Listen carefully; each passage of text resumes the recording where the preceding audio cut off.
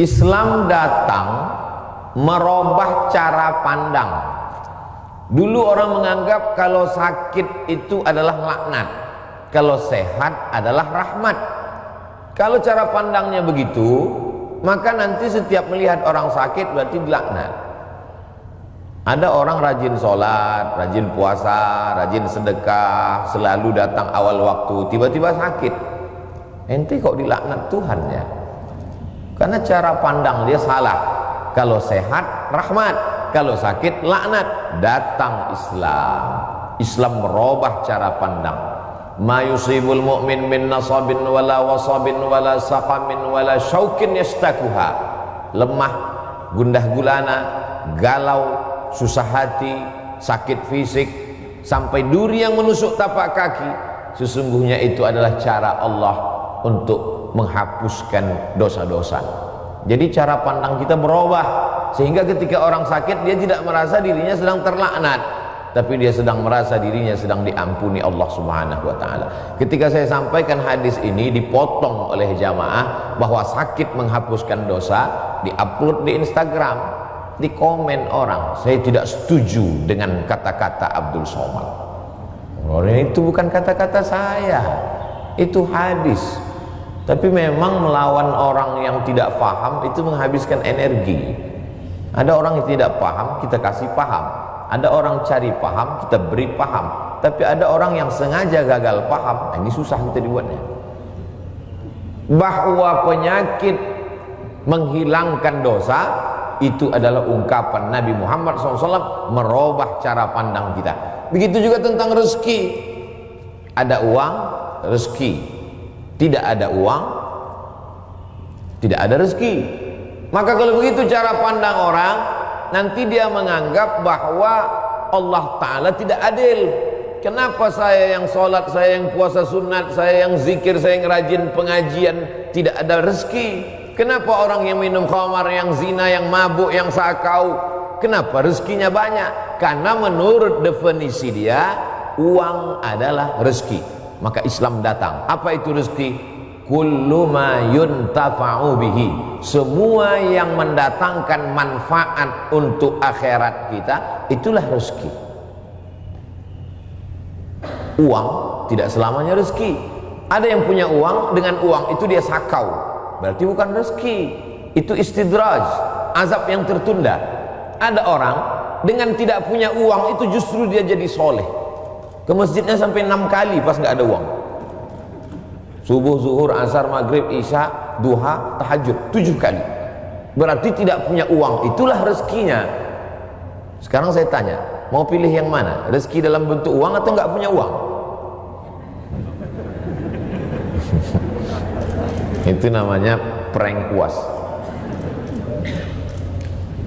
Kullu ma yuntafa'u bihi, semua yang mendatangkan manfaat, bukan manfaat materialis, bukan manfaat kebendaan dunia, manfaat untuk akhirat kita, maka itulah rezeki. Jadi kalau kita membayangkan bahwa rezeki itu hanya emas, maka semua orang yang tidak punya emas berarti tidak dapat rezeki. Padahal anak adalah rezeki. Kenapa anak itu rezeki? Karena anak mendatangkan manfaat, amal jariah yang tidak putus, waladun salihun. Tapi kalau orang menganggap mendapatkan anak itu rezeki, lalu yang tidak punya anak berarti tidak dapat rezeki, maka sesungguhnya tidak punya anak juga bisa jadi rezeki. Kenapa? Karena berapa banyak orang punya anak hanya menyusahkan dirinya saja. Sejak dari mulai lahir sampai anak itu punya anak, menyusahkan saja. Maka dia tidak menjadi rezeki, karena tidak mendatangkan manfaat, dia justru menjadi laknat. Na'udzubillah. Ini semua diluruskan pemahaman kita tentang rezeki. Yang meluruskan itu adalah Allah, dikirimnya Nabi yang dia pilih, Nabi Muhammad SAW, supaya kita faham, jangan sampai salah. Kalau sudah salah faham, akhirnya salah ngomong, salah cara berpikir, salah pandang, salah bicara, salah berbuat. Yang paling mengerikan adalah salah sangka kepada Allah Subhanahu wa ta'ala. Banyak orang sudah hijrah tapi pemahamannya tidak betul, akhirnya dia suudzon kepada Allah. Saya sudah hijrah dari riba kepada syariah, hijrah dari perbuatan maksiat kepada taat, hijrah dari luar masjid ke dalam masjid. Tapi kenapa Allah tidak merubah rezeki saya? Mengapa Allah tidak memperbaiki rezeki saya? Itu bukan ungkapan Abdul Somad, itu ungkapan jamaah yang curhat melalui komen-komen, melalui pertanyaan di kertas. Biasanya jamaah di tulisan lebih berani daripada langsung. Saya baca tuh di komen-komen itu. Kenapa Allah tidak mengubah rezeki saya? Allah sudah merubah rezekimu, tapi cara pandangmu tentang rezeki itulah yang belum berubah. Kalau kita sudah merubah cara pandang kita, maka insya Allah segala yang kita terima itu adalah rezeki.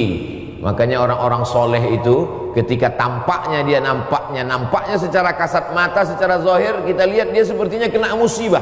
Tapi justru ketika menerima itu dia berkata alhamdulillah. Kenapa? Sakit dia, dengan sakit itu keluar dari mulutnya alhamdulillah. Kok begitu Ustaz? Kenapa begitu Tuan Guru? Mengapa begitu Kiai? Kamu kan bukan sedang dapat mobil, bukan dapat duit, bukan dapat uang. Kenapa kamu bersyukur alhamdulillah? Yuntafa'u bih. Karena dengan itu saya bisa berhenti sejenak mensyukuri sehat. Tapi biasanya orang kalau sedang sakit, hadis ini hilang, ayat ini hilang, ceramah ini hilang. Bahkan bukan yang mendengar subuh ini, yang ceramah pun hilang isi ceramahnya. Karena ceramah itu bisa hilang, itulah maka direkam dengan 3 kamera subuh ini. Ini rekaman ceramah ini bukan untuk jamaah, ini untuk yang ceramah. Supaya kalau nanti datang sesuatu yang tidak menyenangkan bagimu, hai Abdul Somad, kau supaya ingat bahwa itu pun sebenarnya rezeki. Kenapa? Yuntafa'u bih. Jadi keywordnya, kata kuncinya adalah bermanfaat dia atau tidak.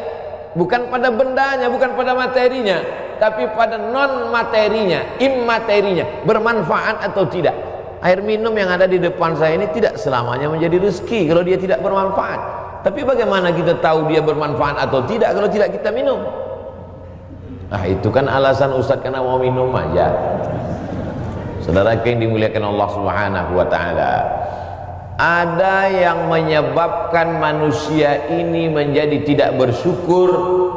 Di antaranya adalah karena dia tidak melihat sesuatu itu dari hakikatnya, hak kebenarannya. Mengapa dia mesti ada?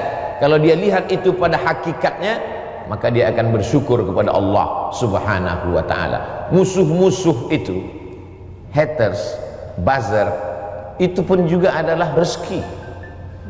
Itu cara mengobati hati yang terlalu sakit kalau dibully orang. Kenapa? Karena dengan adanya dia, manusia menjadi sadar. Orang-orang yang terhormat dimuliakan. Saya begitu turun tadi disambut, dimuliakan, diiringi sampai kemari diberikan. Di mana-mana saya sholat sajadahnya 1. Di Masjid Sunda Kelapa berapa tadi sajadah? Uas. Dihormati, dimuliakan. Itu kalau sering-sering begitu bisa jadi takjub, bisa jadi ujub. Tapi begitu kita diejek, dicaci maki, dibully oleh haters, oleh buzzer, yuntafa'u bihi, bermanfaat. Ini namanya rezeki dalam bentuk haters. Tidak selamanya rezeki itu dalam bentuk lovers. Jadi nanti buat judul kajian khusus untuk generasi milenial, rezeki between haters and lovers. Anak-anak muda itu judulnya, walaupun isinya itu juga. Cuman anak muda itu suka casingnya yang wow gitu, yang luar biasa. Nah, yang pertama pembahasannya adalah mesti paham secara istilah, secara bahasa apa itu rezeki. Saya tidak terlalu formal, lughatan wastilahan, etimologi, terminologi dan lain sebagainya, karena kajian subuh itu memang adalah kajian-kajian yang luar biasa karena godaan setan. Tapi kalau ada jamaah yang tertidur, kita tidak juga bisa salahkan karena dia sedang dapat rezeki. Karena tidur itu juga rezeki. Karena kata kuncinya adalah ma yuntafa'u bihi, bermanfaat, maka tidur juga mendatangkan manfaat. Ini jawaban untuk jamaah yang suka tertidur kalau melihat wajah ustaz. Dia kena penyakit insomnia, tidak bisa tidur. Bolak-balik makan obat, tidak bisa tidur. Tapi begitu khotib naik mimbar langsung tertidur. Itu juga merupakan manfaat. Kenapa? Karena dengan tidur itulah kita, saya terus terang menahan makan bisa, menahan minum bisa, tapi kalau tidak tidur, makanya saya selalu minta istirahat. Kalau saya ceramah di perjalanan panjang, tolong siapkan panitia agak sejam saya tidur dulu, karena kalau tidak tidur nanti takut salah ngomong, salah bicara, salah pandang.